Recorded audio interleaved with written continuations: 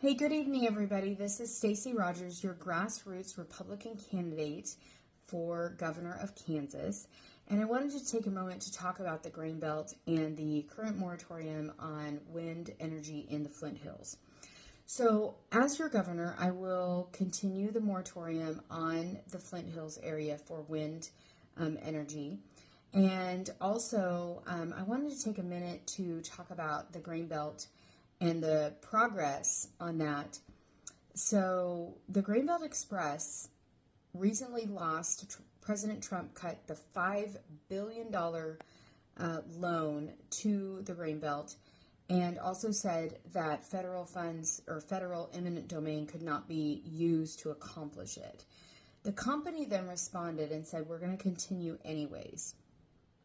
So also, I will explore the options with the AG on what we can do to put a moratorium in place on not only wind and solar, but on the B.E.S.S plants, the battery storage facility plants across the state of Kansas.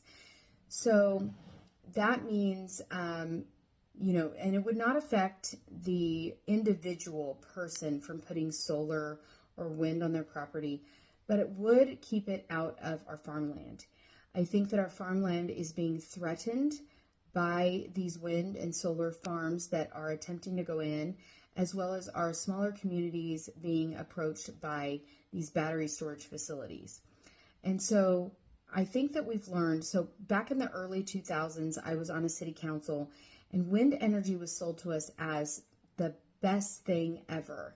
It was going to solve a lot of problems. It was going to reduce all of our energy bills, and it was going to create economy for the state. Well, that has not panned out. And in fact, now we're approaching a time when these wind farms are being decommissioned and farmers are being left with huge concrete blocks on their property and the inability to farm in the same way. I think that this is important to address. I also talked with people at the state fair who the Grain Belt was going to go directly through the middle of their property, and that is completely unacceptable. We are an agricultural state, and we grow food for the rest of the country and, quite frankly, the world. So losing that farmland is a big problem for me.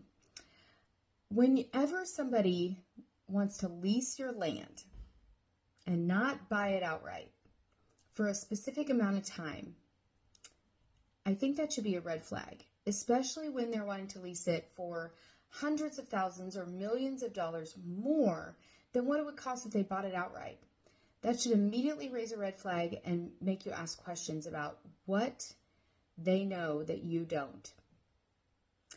So, as governor, I will promise you that I will put that moratorium in place and then explore the different options available to me through the AG's office and what we can do to secure our farmland, to make sure that we are preserving our land in Kansas and not allowing companies or developments come in that could be detrimental to the future of our state. I hope you have a blessed evening, and I'll talk to you soon. Bye.